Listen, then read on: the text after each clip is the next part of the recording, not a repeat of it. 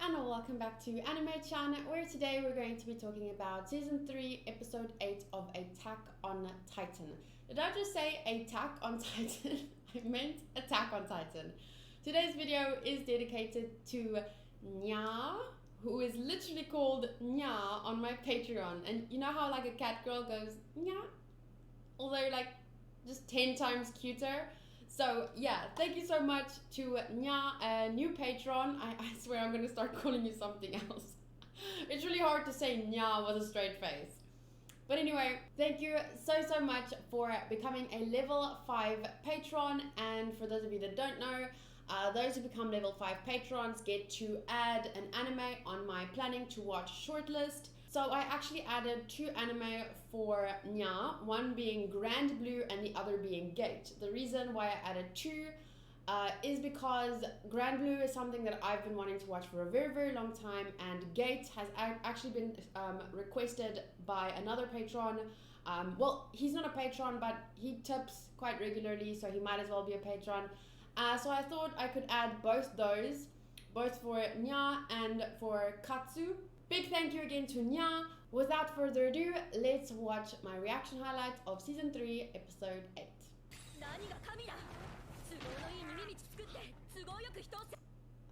Thank you.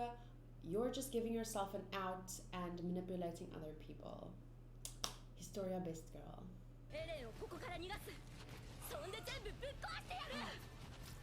He's a fanatic.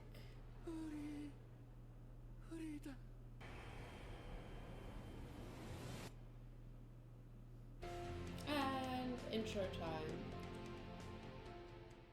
Outside the walls of Orvud district.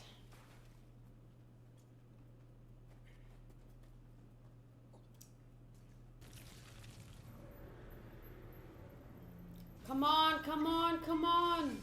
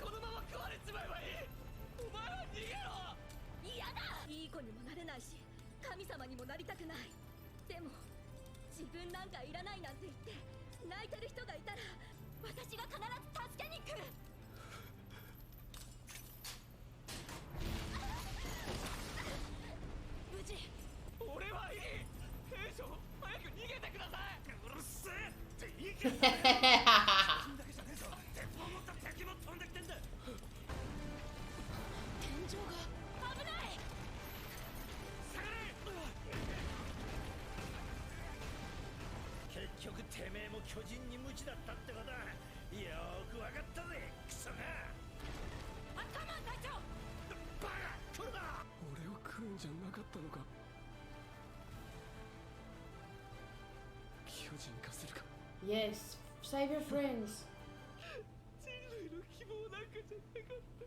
Aww. Come on, Eren!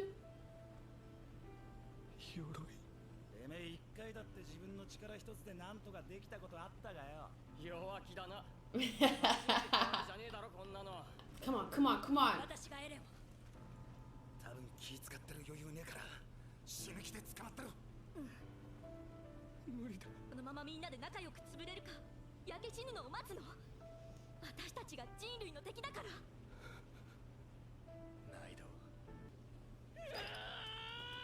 What's that?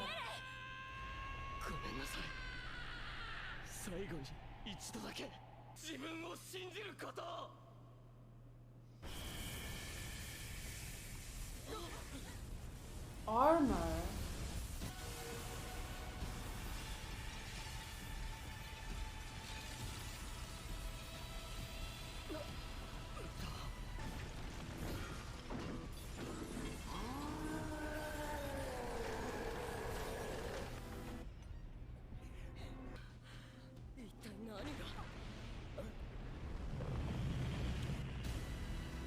Jesus Christ!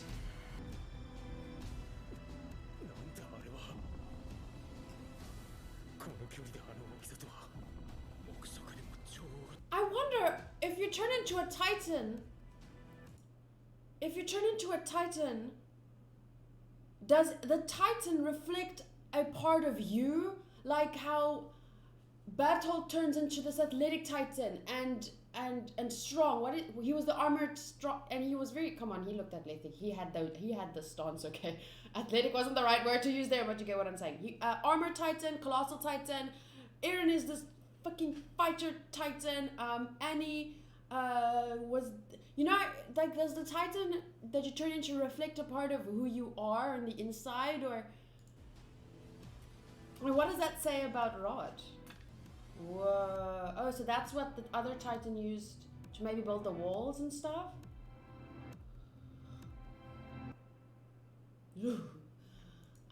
Information Titan hardening. An ability used by the armored Titan and so forth for a Titan to harden their body. While in hiding, Eren Yeager conducted experiments to replicate this ability in order to plug Maria.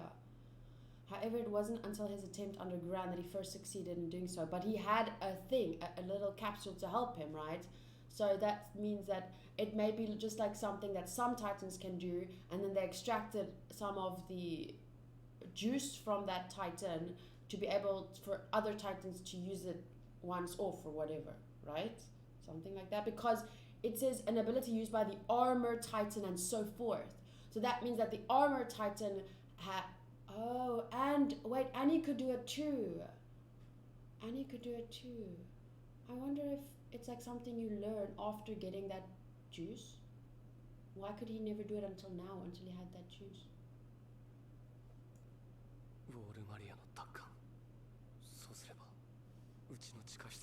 Yes, the basement that is I've been obsessed with.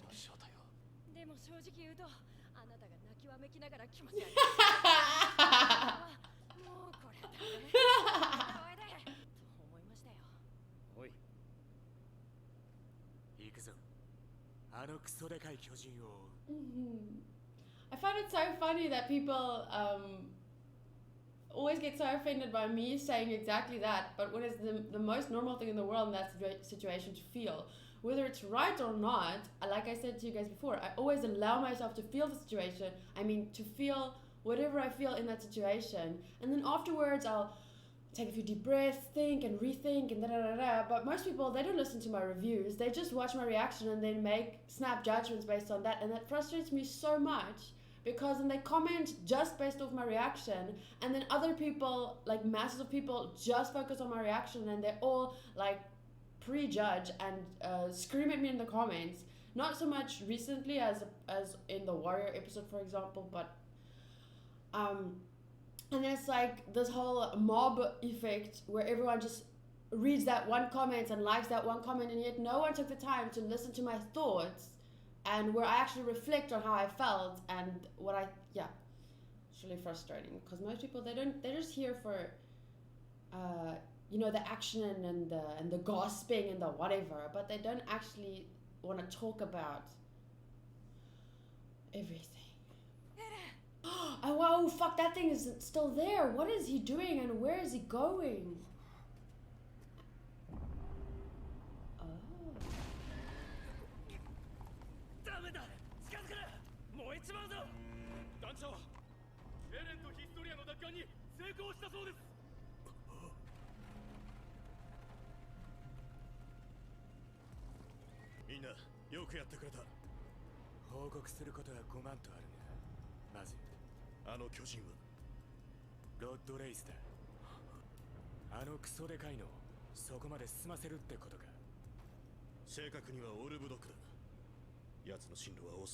Why?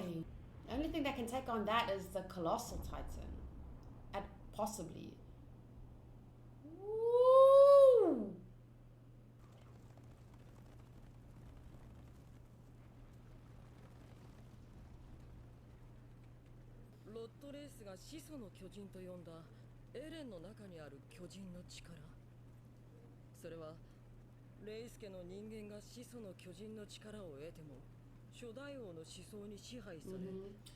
Jesus Christ. Everyone in the comments who explained this shit to me and here it's fucking explained, like, I'm sorry, I'm freaking out now, totally. I know it's not like the nicest thing to do. I'm so, what's the word? You know how people are trained to be media ready and like they're trained to like sit properly and talk properly and not get like triggered by stuff. I'm like, I can later think about that, but right now, you know how fucking angry I am? Everyone explained this bullshit to me in the comments, like, fuck, it's right here. Could you not wait an episode for me to catch up? How the fuck do people expect me to know this shit when you all got it handed to you on a silver spoon and you all expected me to know it in the last episode? I just wanna, ugh. God, you guys have watched this 5 times probably. Okay, not really, because this is a newer season, so it came out recently, but you've at least watched it twice. And some of you have read it. And not read it in the manga. And then you read, and here it is. I can see it now. I can understand it now. You expected me to know all of this shit lost and just understand. You know how many people told me, I think you misunderstood a few things, and then they continue to correct me this exact fucking dialogue. Ugh. Okay, I'm calmed. According to the first king, this is true peace.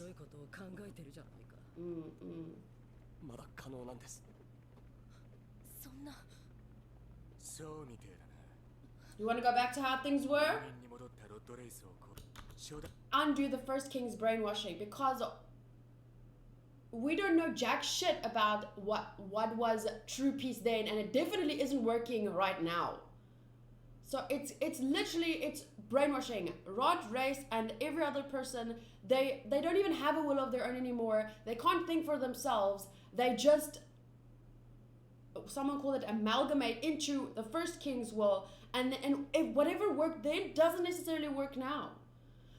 I know that I've heard the story about a little girl that asks her mom. She's in the kitchen and the mom is cooking like a Sunday roast or whatever, and the mom cuts off the end of like a big roast. She cuts off the end and puts it in the thing and puts it in the oven, and the little girl asks the mom, why do you cut off the end of the meat, or I don't know how you go, or how to put that.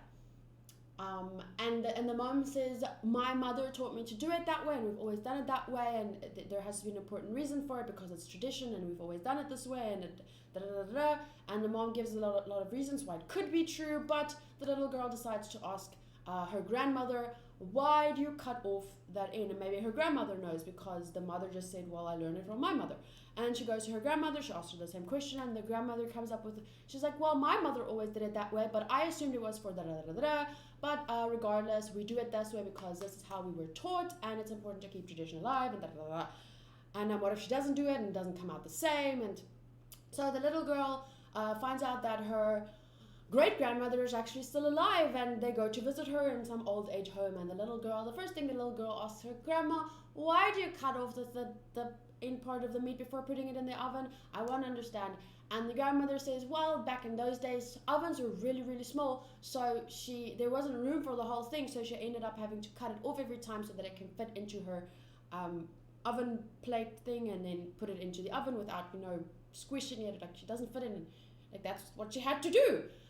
And the little girl's like, what the fuck? Okay, she didn't really say that. But you understand what I'm saying? Like, just because something worked then doesn't mean it's supposed to be that way, and it's right for every next generation. And that's why I kept questioning, like, Rod Race and his family and this will that was passed on, because just because it was right then doesn't mean it's right now. You have to be able to think for yourself. There's nothing, like, a person that gets put into power isn't necessarily, like, even if it's right then, they could be corrupted with time. They could make wrong decisions later. That's why you should never just have one person in power, because their will may be corrupted at some point, and that's why you have to, like, that's why I believe in Eren now, but I don't think, like, oh, he's perfect, oh, he makes all the right decisions. I just believe that him wanting to find the truth is better than this bullshit of just passing down this will and just imposing on people's memories and what they can know, what they can remember, and hiding history, and like that just can't be right. In no world is that right. Someone commented in the last video and said, peace without freedom isn't peace. It just isn't. And there's obviously a lot of arguments around this, and about, someone also commented and said about a chicken in a chicken coop. might live longer than a chicken in the wild, but the chicken in the wild might live longer, might get killed by a wild animal, but the chicken in the coop at least eats nice food, sleeps safely, the farmer takes care of it, and then but at the end of that chicken's life, it will always get grabbed by the throat and his head chopped off. But at least you live happily and safely until your death. Whereas the chicken in the wild might live longer, might not, but at least they're free. Like, which one would you choose? Some people might actually choose to be that chicken.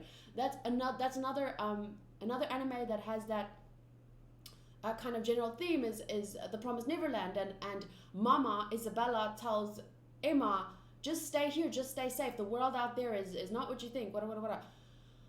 And Emma says, I'll choose happiness for myself, thank you very much. And even if she might not live as long outside there as she would in the walls, literally in the walls, there's walls surrounding them. If you haven't watched The Promised Neverland yet, watch it, it's amazing. But she'll choose happiness for herself. Each person deserves the freedom to do that. お前はそうなる覚悟はできていると言いたいんだ。はい。今のやり方にはいくつか問題があります。一つは確実にロットレイスの洗脳を解けるという確証がないこと。人類の記憶を改ざんされたら終わりです。Yes. つまり始祖の巨人の力について未知の要素を。Nice job, Historia. Good thinking there.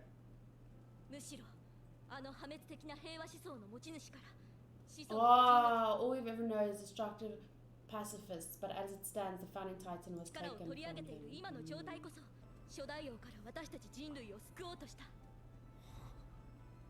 姉さんから始祖の巨人の力を奪い、それだけの選択を課せられたから。ミカサやアルミン、お前はこの力を支配しなくてはならない。あのイエーガー先生が何の考えもなくそんなことするわけがないよ。そう、レイスケの血がなくても壁の穴を塞ぐ目処がようやく立ったんだ。選択肢は一つしかねえだろ。少しはマシになってきたな。いいのかいヒストリア。用のない巨人を壁の中で自由に散歩させてあげるわけにはいかない。君のお父さんを殺すほかなくなる。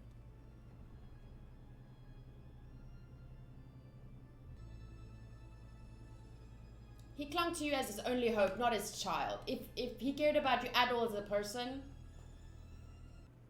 礼拝堂の地下で私は巨人になったあなたを殺そうと本気で思った。お父さんに嫌われたくなかった。でももうお別れしないと。すぐに作戦会議を開くそうです。分かった。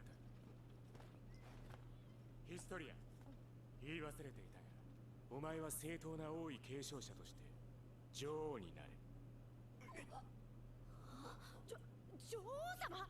ヒストリアはようやくレイス家から離れて、 but she can lead properly. なのにまたお指揮制の役目を与えるのはかわいそうかと。わかりました。次の任務は女王ですね。兵長、一つだけ条件が。ああ、自分の運命に自分で決着をつけさせてください。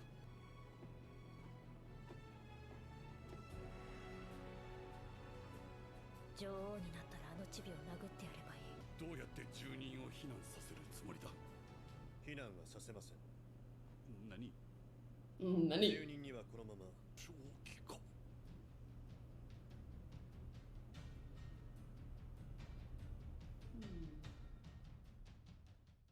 And it's time for the review. My favorite part of watching anime is sharing my thoughts on it. At least for anime like Attack on Titan. There are some anime in which I just really watch to enjoy the show, and there's generally not so much to talk about in my opinion, but Attack on Titan has very strong themes and messages and symbolism, so obviously I really enjoy talking about that. And I really enjoy reading your thoughts as well. The only time I don't enjoy reading your thoughts is when, one, it's very clear that you didn't listen to my review, so you're making like arguments based on my reaction, but I often reflect on my reaction in the review portion. So a lot of times when people comment, it's very obvious that they didn't listen to the review, and that's just frustrating because often people make assumptions based on my reaction, and then they say something really mean in the comments, and then a lot of other people kind of just piggyback on that comment because a lot of people don't watch the review, so they all just agree with this one commenter, when in fact that commenter and everyone going on about how right that commenter is never even gave me a chance to explain my reaction and my thoughts on it and my reflection on that. Like, oftentimes I let myself, you know, have that moment, have that emotional reaction, but I'm an adult. I can reflect on how I feel and tell myself, why did I feel that way? Is it justified? What are some other perspectives that I can look at? So I always do that in my review, at least as far as I'm capable. And whenever I support someone or don't support someone, or if I said something like, man up Eren, or even something similar, oftentimes commenters put words in my mouth and I'm like, when did I say that? But they literally make assumptions based off of just the reaction, and I just don't feel like that's always fair, because then people get this idea of me just from reading through the comments and watching the reaction, and they don't really get my thought process behind it. But you know, I can't force anyone to listen to my thoughts on it. They don't have to. If they're just here for the reaction, that's fine, but then I don't have to listen to their thoughts on me either, if that makes any sense. I feel like it's fair. Anyway, I'm probably preaching to the choir here, because you guys clearly, if you're listening to me now, you do listen to my reviews. So yeah, sorry to be complaining about that. That just made me thought of the Titan juice that Eren drank, and I don't know what it means yet. But let's start with a few things that I want to say. I actually do have a lot to talk about, so I'm wasting time right now, which I really shouldn't be doing. I have 2 notes here of things that I want to talk about. First up, it's something from the last episode. The note says Eren depression, but that was just like words that I used to remember to talk about this comment. The comment is from Chibisphere. Thank you so much for watching and for hearing me out. And Chibisphere says, people so frequently say, now is not the time to get emo, Eren, and I get it. They can't help but respond that way, nor can anyone help what they feel. I wish it were so simple as just choosing, but if you could choose what to feel, when not to feel, you wouldn't be a human being. Biological entities are limited by their biology, social programming, and psychology. If you could choose when to feel depressed, it wouldn't be depression, nor would such a thing exist if we could choose not to feel it. Might as well tell someone who's on fire, now's not the time to be burning to death, dude, snap out of it, wimp. And that's pretty much analogous to how the West deals with trauma and things like depression. We did talk about it in the comments, so what I said as a response is, since you mentioned depression specifically, if you talk to anyone who has overcome depression, I know 2 people personally of whom this is true, they all speak of some personal moment which became the catalyst for their triumph over depression. Because oftentimes people just look at a depressed person and say, well, there's no cure for this, we should just, you know, kind of let them be and all this kind of stuff. But there have been so many people that have dealt with depression and have overcome it. We should look at them, and I wouldn't say apply or force anything upon anyone else, because not each thing works for another person. But I mean that we should know that there is hope, that there is a way for a person to overcome depression. It's not something that's crippling. In a way, it is probably like being on fire, because there are certain things that you can apply when you're on fire. For example, what you've always been taught, stop, drop, and roll. Or if something else is on fire, you know that if it's an electrical fire, you can't use water, you need to smother it or something like that. So what I'm trying to say is that there's always a solution. So it's not like a fire, you just kind of have to wait to burn to death. There is always an out, if that makes sense.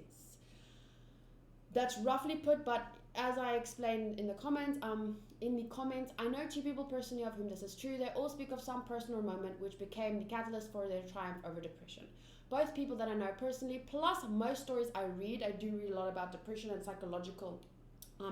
If you have ever been in one of my live streams, you know that I really like characters with like psycho characters. If I can just put it, I like like psychology. I'm interested in philosophy. I'm interested in psychology. These are things that I studied at university. So I have read a lot about depression, even though I haven't experienced it myself, but I have experienced similar things like anxiety, which is also a mental disorder, an eating disorder, which stems from the anxiety, which is a mental disorder. So what I'm trying to say is I can, to some extent, I can relate and understand the fact that it's almost not a choice, it's a compulsion. Like depression, it feels like it takes over you.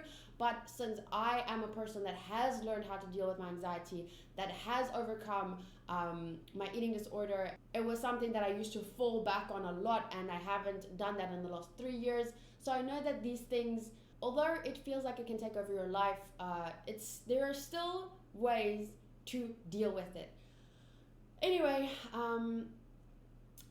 so I just shared a link to a website where a lot of people shares their stories of overcoming depression. So that was just a side note because, yeah. So all people mention something or someone that forced or shocked them to pick themselves up and choose to move forward, however impossible it may have seemed. That's why Historia showed tough love, and that's why I said fight now, cry later, because in that moment there was no time for tears. Survival comes first. Think back to when Eren saved Mikasa from the kidnappers. I love that episode because of Eren's words to Mikasa. He urges her not to let her fear or depression, in Eren's case, like obviously he was depressed. I did talk about this in the last review at about 34 minutes in the video. I specifically mentioned how overwhelmed he must have felt at that moment. So even though I did even though I did say, get up, Eren, fight, I was aware of how he must feel, but that doesn't change the fact that he should get up and fight in that moment. And that's the same that Historia did for Eren. She knocked him on his head and she said, it's no time to be a crybaby. And Eren did the exact same thing to Mikasa. When you remember that episode in season 1, I think it's called 3 Robbers or something, where she was kidnapped, and even though for a child in that situation, it's absolutely normal to feel petrified with fear, to feel like you can't expect a child to fight in that situation. But Eren told her in that situation, fight. It's if you win, you live. If you lose, you die. So Eren in that moment did the same thing. Eren in that moment did the same thing for Mikasa as Historia did for him in this moment. Of course, their depression, their fear can be understood, but that doesn't mean that we don't want to urge them to fight, because that's the only way they're going to get out of that, to survive another day, to fight another day against depression, against fear, whatever, all the crippling challenges that they have to face. Unless they have someone or can tell themselves, this is not a time to cry, this is a time to fight. Unless they have that, they are gonna die. So, and of course, if Eren didn't fight in that moment and they all died, we couldn't be mad at him. We could just say, well, his depression got the better of him. And it happens in many cases in the world. Some people can't overcome their depression and end up committing suicide, and that's not their fault. But that's not to say you just give up on someone that has depression.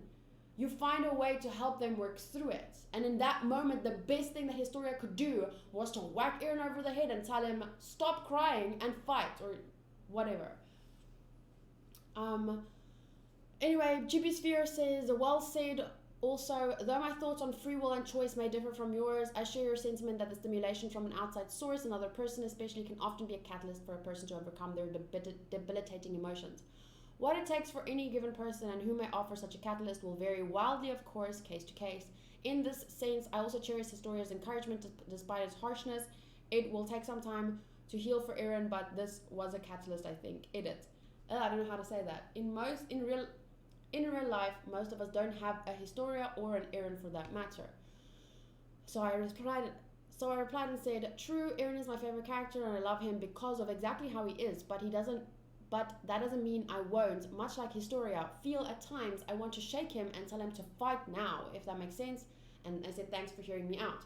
So this is an example of a comment which wasn't attacking my views and just shared their own views. And I wish more people understood kind of like commenting etiquette, you know, how to share your views without attacking someone else's. And this is a good example of how to do that. He shared his understanding of my reaction, I shared my thoughts on it, and we went back and forth like that, which I appreciate. I love Attack on Titan, and I love talking about it, and this is the kind of conversation that I really get a lot of value from. I really appreciate it. This, what I just talked about, also applied in the episode Warrior, where Eren at first didn't want to fight Reiner. It was almost like he was so sad about his friends betraying them, and I also remember saying, like, that there's no time for this now, you fight now, because da-da-da-da. And in that moment, the best thing that he could have done was fight, and he did end up fighting. That's what I don't understand. In this episode, we saw that what Historia did, and me screaming, fight, like, there's no time to cry, fight, it had a good, like, it was for good reason, because that's what he needed to do. He needed to stop pitying himself, stop seeing himself as a victim, and the same, like, all his friends, he's lucky because all his friends were there to lovingly berate him and say, dude, there's no time for this bullshit, you don't have to carry all the burden on yourself, we're here, you've never had to do everything by your own strength, we've been helping you all this time, but this is something only you can do, so do it. There's no time to cry. And what did he do? He did it. Whereas if everyone just huddled around him and said, it's okay, Eren, we understand, it's hopeless. In that moment, that is not what he needed. And anyway, it ended up working out. Historia and their motivation helped him out. But like Chibisphere says, not everyone in real life has those friends to help you through in difficult moments. And it stands that some people in real life, they don't want to be helped. Or they think they don't want to be helped. I don't know, it's a very delicate situation, and each situation is different, but we can only handle it as best as we can in that moment, and I don't think that any of us, when put in that moment, would have reacted any differently than Historia did, by whacking him and telling him to not be a crybaby. Say Connie and John and Sasha, they all said the same thing. Sadly, in their line of work, there's very little time to let your emotions get the better of you, and luckily they have each other to push through and end up surviving, and that's why they have survived up until now. The next thing that I want to talk about, I already kind of talked about actually during the reaction. I paused quite a few times to talk about this stuff, and yeah, I already freaked out about the stuff that I found out in this episode. It wasn't so much that I found out, but it was clarified. You could, I'm sure if you watched the last episode 2 or 3 times and read each line carefully, I'm sure that you could deduce you could have found out a lot of the same stuff that they explicitly told us in this episode, but they literally told us in this episode the things that people expected me to know in the last episode. Like, a lot of people in the comments were talking about how I missed it, and actually Rod race, the willpower was handed down, and it's like mind control, and I didn't understand it, and they pointed everything out in this episode, and you guys didn't give me a chance to even get to this episode before telling me all of that, as if I was already supposed to know it, you know, like and it frustrates me a little bit, because it's not like I'm not paying attention, it's just that no one necessarily was supposed to know all of that after the last episode. That's why the anime took the time to explain everything in this episode. I get that Frida and Yuri and whoever were probably controlled by the first king and his will, but like I explained with my analogy about the meat in the oven and the whatever, hope you heard that, like I explained, just because something was right for one generation doesn't mean it has to be enforced upon each generation after that. I've also told the story before about a cat in a church, and each day the monks come together under a certain tree to pray, and the cat would walk around and meow, meow, meow, and it would really interrupt their praying. So they took the cat and they tied it to a pole inside, not like cruelly, they just put a little collar on, tied it to the pole, gave it some food and water so that they can go pray outside, the cat doesn't bother them, and then afterwards they untie the cat and everything's fine. So eventually, after a couple of years, they keep doing this, the cat lives until it's 20 years old, and then a lot of monks have come and go in this shrine or church or whatever, and the cat dies eventually of old age. I think cats live up to, my boyfriend's cat, it was like 20, his mom's cat.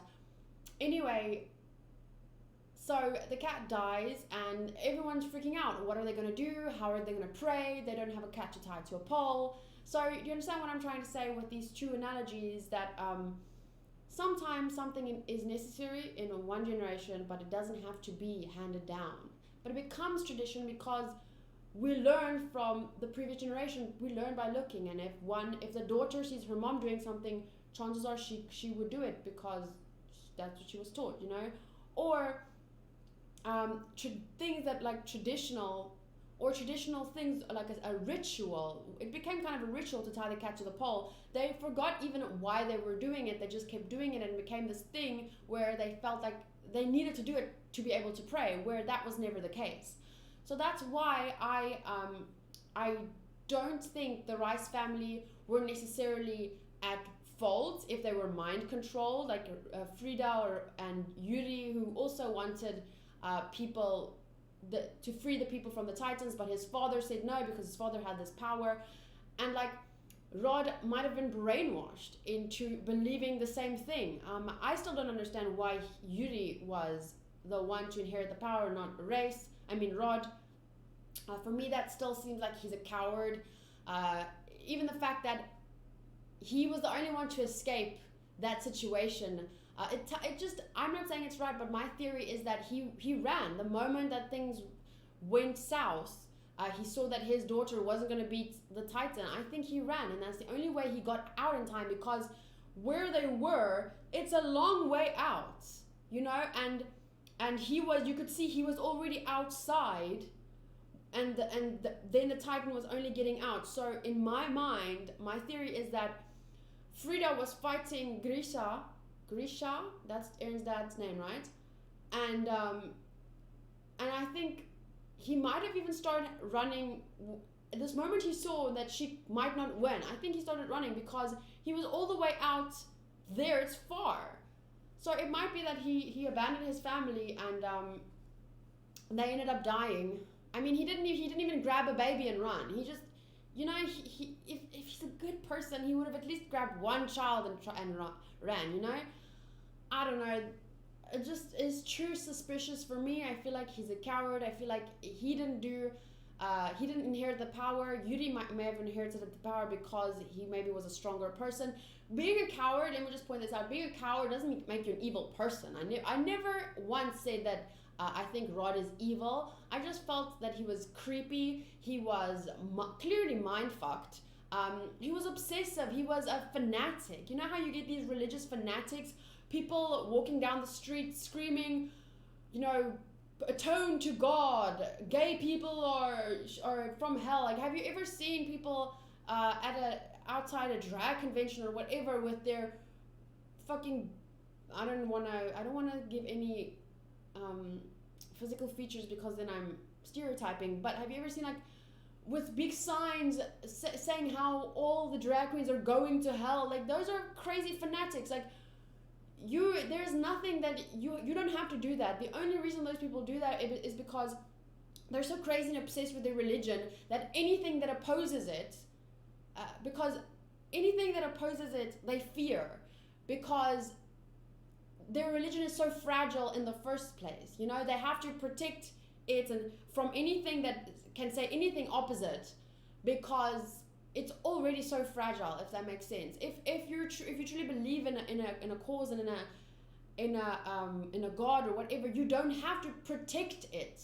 It would be strong enough to protect itself. Trust me. No fucking drag queen, no man dressing up as a woman, nothing can oppose. If your God is who you say it is, nothing can you don't have to fight for it. It will, like, you don't have to dress up on a Saturday and go march to a drag convention and start screaming at everyone, you're going to hell, you're going to hell, you're going to hell. Like, what even how fragile is your God? That's what I want to ask you. And anyway, what I'm saying is, Rod, in my opinion, is a fanatic. He believes, like I said in the last episode, I think you guys maybe misunderstood me. I didn't necessarily think he wanted to be God, but his family were playing at God by choosing who gets to believe what, who gets to remember what is peace and like peace without freedom.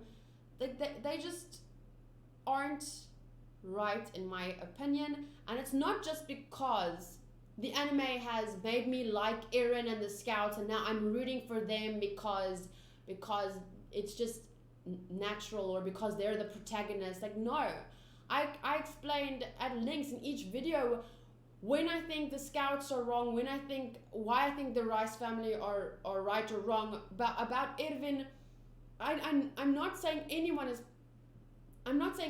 perfect.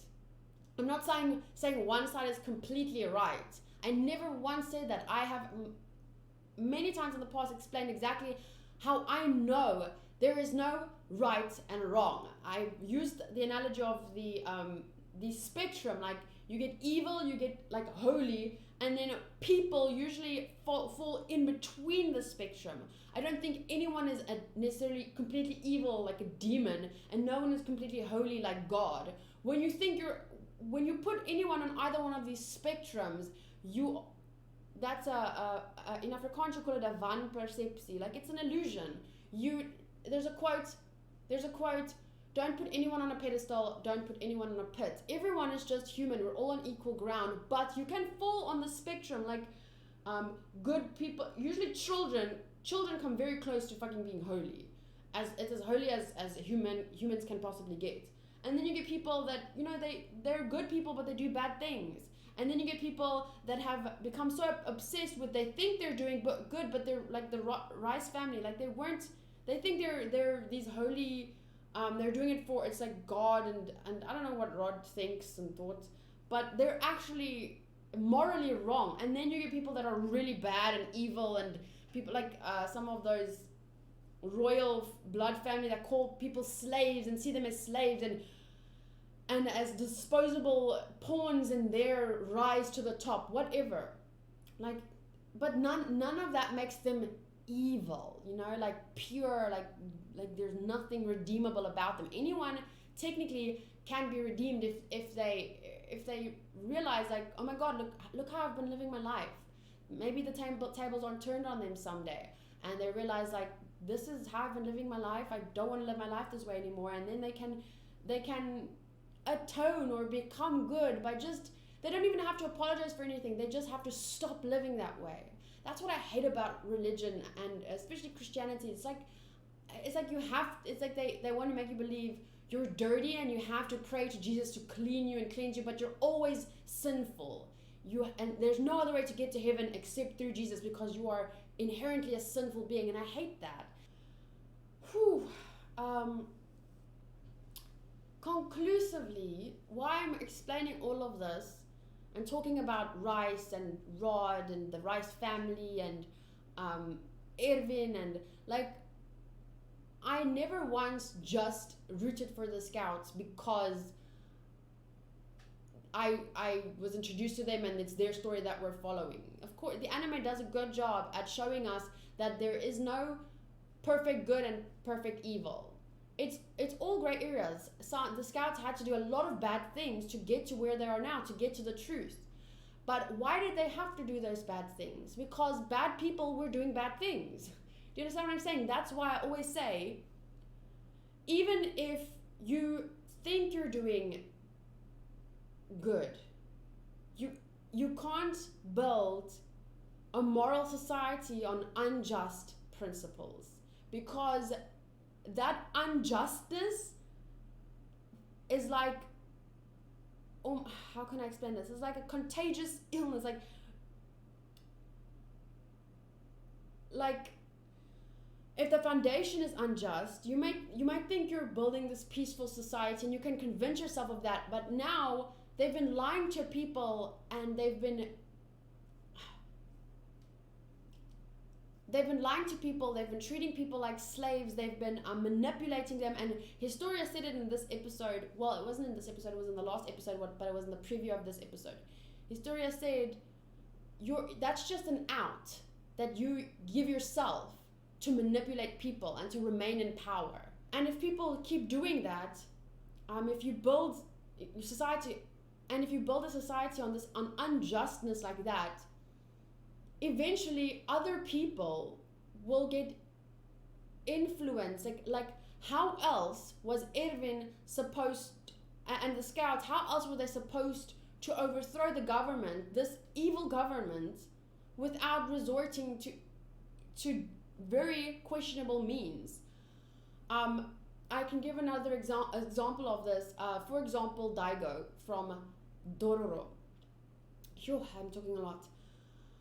Daigo wanted power. He had these crazy ambitions. He was greedy, and the only way that he could keep those things that he has gotten through war and whatever, the only way he could keep it was by fucking his son's body to demons to save his people. But it was never about saving his people. That was like a bonus, because it was about his power and his reach. And I have talked about this extensively in my Dororo review, so I'm not going to do more than that now. But as I've explained before, instead of going through the right means to save his country and his people, he went through the wrong means, unjust means, even though, because people would say the ends justify the means, but because he did it through such vile means, he built his prosperity on not even unjust is a nice way to say it, but on these immoral principles, by selling his son's body to demons. Now, because of his decision, his son Tahomaru has to make evil decisions too, because he thinks there's no other choice, because that his father started it. So it's like this slippery slope. The more, when you start doing bad things, it's just easier to do worse and worse and worse things, and other people start having to do it too. So that's what I'm trying to say is, yes, the scouts have done questionable things, and I'm not going to try and defend them at all. Like, what they did was wrong. End of story. But would they ever have had to do that if the government was a proper government in the first place? Like, they would never have had to overthrow the government and hurt a lot of people along the way if the government was just in the first place, you know? And another thing that I wanted to say is, I did touch upon it in the reaction, but I'll talk about it again. I talked about the anime, The Promised Neverland, and how most of us would say peace without freedom isn't peace. If you've watched The Promised Neverland, you'd probably understand how that relates to Attack on Titan in this situation, because just because you're kept safe by evil people doesn't make it okay. Do you understand what I'm saying? Like, yes, there was 100 years of peace and whatever, but just because you're kept safe by evil people, it's like someone had commented about the thing about the chicken. Like, the farmer keeps the chicken safe because they want to sell them to eat them. The wild chicken may not live as long as the chicken on the farm. He may live longer, he may not, because there's other dangers in the wild. But would you rather be the free chicken that can choose its own life and its own fate, or would you be the little safe chicken that, you know, you get fed and you get a roof over your head, but when you're fat enough, the farmer will grab you, cut off your head, and send you to the chopping board, whatever. You understand what I'm saying? Like, the humans inside the walls, based on the government and the Rice family, they were basically just chickens. The ones on the farm. Same as The Promised Neverland. The kids were all being kept safe. They had beautiful, lovely lives. A mother who loved them unconditionally. They were eating gourmet food and had warm clothes and loving companionship, and they could play as much as they want, and they had intellectual stimulation. Their lives were fucking amazing for 12 years. But they were bred to be eaten. If you're not smart enough, you get eaten at 6. Like, can you really tell me like that's right? To me, in a sense, the demons from The Promised Neverland are the same as the Rice family, who keep people safe, but you know, for their own gain and their own ideals and lust for power. Because that's still how I see it. Of course, as I've mentioned before, I always say I might be wrong, but this is the assumptions I'm making, the conclusions I am getting at based on the information I've been given by the anime. I will still read the manga. I'm probably going to get to the manga after I finish season 3 part 2, but I also want to rewatch season 1, rewatch season 2, rewatch season 3, and continue my notes. But please, Attack on Titan, I actually want them to take another year break at least, so that I can catch up and because I know that you guys are on a different level than me. You know more than I do. I know that because you've watched this 10 times. You've read the forums. Most of you've read the manga, but I haven't. And I say that multiple times. The conclusions I'm making are based off of what I know and what I've learned from the anime, but I just hate that people can sometimes attack these opinions as if I don't at least think about them. It frustrates me so much because I do take so much time to think about these things. So it can just be like a slap in the face when someone acts like, oh, you don't understand it, you don't know. Like, okay, yeah, so you've watched the anime 10 times and you've read the manga, you know more than me. But like, I feel like there's a better way to go about this conversation, you know? Give me a chance to get to where you are if you really love this anime and talking about it so much. So like I said, I will be, when season 3 part 2 ends, I'll be rewatching season 1 and finishing my notes, rewatching season 2, rewatching season 3, then I'll start the manga. Maybe I'll start the manga before then, I'm not sure. It depends how much time I have in my life before I die. I have a lot of things to do, but I love every moment of it because without this discourse that we're having, you know, we can learn so much from this anime and apply it to our own lives and make the world a better place for the next generation and the next generation. We're not going to fix everything overnight, but if we don't at least talk about how we can do it better, the next generation won't be able, like, the next generation can build on what we've at least started, you know? So we have to start learning to think for ourselves, because not just what we do makes a difference, but just by training ourselves to think, the next generation is born from our genes. So if we start learning how to think, part of our will and what we've learned gets passed on in the same way that, I don't know if you guys believe in evolution or whatever, but you know how it shows how people have evolved? Even like different things, like it comes down and is attributed to different things, like long ago, our bodies were different because we had to run away from wild animals every day. Our bodies were much stronger than they are now, but we adapt because it adapts to what we need to do every day. So all of us don't work farms and stuff, so our bodies get born differently because it adapts to what we need to do. In a similar way, it's not a given, but if you have 2 tall parents, chances are you might turn out to be tall too.